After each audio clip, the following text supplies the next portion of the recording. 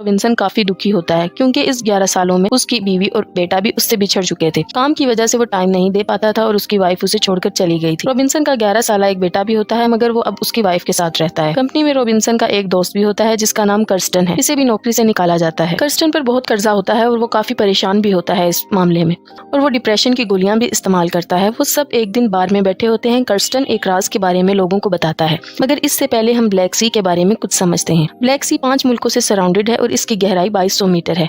Kirsten इन्हें इस तलाश के बारे में बताता है जो अगोरा ने ब्लैक सी में की थी। 1941 में हिटलर की फौज ना अजीज मुकम्मल तौर पर तबाह हो चुकी थी। इस वक्त रूस जंग की लपेट में नहीं आया था, मगर रूस को डर था कि कहीं जर्मनी रूस पर हमला न कर दे, और इस बात का फायदा उठाते हुए हिटलर ने रूस से कर्जा मांग लिया 2 टन सोना। इसकी कीमत का अंदाजा खुद लगा लें। हिटलर ने रूस से एक बोट ली और इसमें सोना भरा, मगर वो जहाज हिटलर तक नहीं पहुंचा, रास्ते में ही कहीं डूब गया या डुबाया गया। इस पर हिटलर ने रूस पर हमला कर दिया। इस 4 साला जंग में लाखों लोग मारे गए। इसके बाद एक ओशियानिक रिसर्चेज इंस्टीट्यूट ने एक यू बोट ढूंढ ली और दावा किया कि ये वही बोट है जिसमें स्टेलन ने सोना रखा था। अपनी इसी इन्फॉर्मेशन को वो जॉर्जिया सरकार के पास ले गए और इन्हें इस यू बोट की लोकेशन दी। जॉर्जिया सरकार इस यू बोट को निकालने के लिए मान गए और 1 महीने बाद रूस और जॉर्जिया के दरमियान लड़ाई शुरू हो गई और सारी हदें पार होती चली गयी।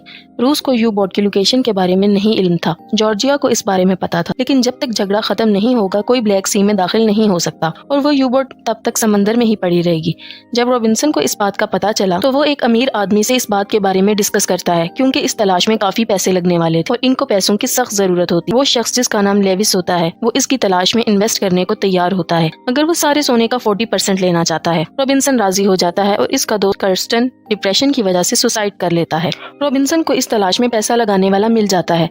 पहले वो एक सबमरीन खरीदता है जो पुराना होता है, मगर इसे खरीद लेता है। रॉबिन्सन के साथ एक रशियन दोस्त होता है जिसका नाम ब्लैकी होता है। वो दोनों प्लान बनाते हैं और इस तलाश के लिए वो 12 लोगों का ग्रुप बनाते हैं, जिसमें आधे रूसी और आधे अंग्रेज होते हैं। रॉबिन्सन ग्रुप में रूसी लोगों को इसलिए लेता है कि जो सबमरीन वो लेते हैं वो रशियन है और ब्लैक सी पर रशियन का ही कब्जा है, तो रशियन अपने आदमियों से बचने में मददगार साबित होंगे और इस सबमरीन को चलाने के लिए कम से कम 12 लोगों की जरूरत पड़ती है।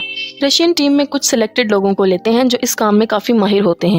सोने की हिफाजत, इंजन की और कुकिंग के लिए कुछ लोगों को रखा जाता है। गोताखोरी के लिए उन्हें एक माहिर आदमी चाहिए होता है और वो एक पागल आदमी को रखते हैं जो कि गोताखोरी में बहुत माहिर होता है, जिसका नाम फ्रीजर है। टीम मुकम्मल होने और सबमरीन को लेने के बाद वो लोग समंदर की तरफ रवाना हो जाते हैं। जब रॉबिन्सन आखिरी दफा नीले आसमान की तरफ देखता है और सबमरीन का दरवाजा बंद करके इसे समंदर में ले जाते हैं, ग्रुप का हर एक आदमी अपनी पोस्ट संभाल लेता है और सोने की तलाश में निकल जाते हैं।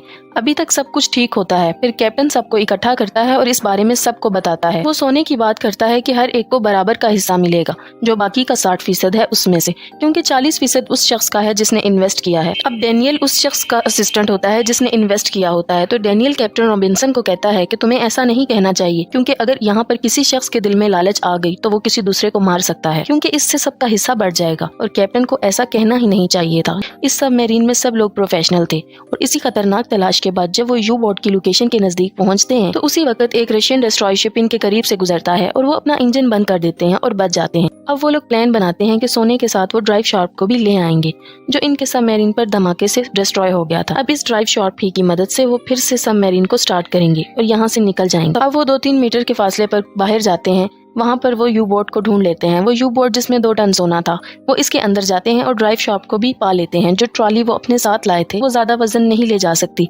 मतलब वो सिर्फ ड्राइव शॉप के लिए ही आए थे, मगर फ्रीजर ड्राइव शॉप के साथ इसमें सोना भी भर लेता है, जिससे इस ट्रॉली का वजन काफी बढ़ जाता है और इसे धकेलने में काफी जोर लगता है। वो इस ट्रॉली को वापस सबमरीन की तरफ ले जा रहे होते हैं, मगर रास्ते में एक बड़ा गड्ढा आ जाता है। वहाँ इनसे ट्रॉली बेकाबू हो जाती है और जो भी सोना इसमें था सब गिर जाता है, सिर्फ ड्राइव शार्प ही बचता है। फ्रीजर अब ड्राइव शार्प को लेकर आता है। सोना खो देने की वजह से सब लोग बहुत उदास होते हैं और वो सबमरीन को सतह पर ले जाने की तैयारी करते हैं, मगर यहाँ डेनियल लेविस का असिस्टेंट कैप्टन रॉबिन्सन को एक राज बताता है कि ये सब एक प्लान के तहत किया गया है।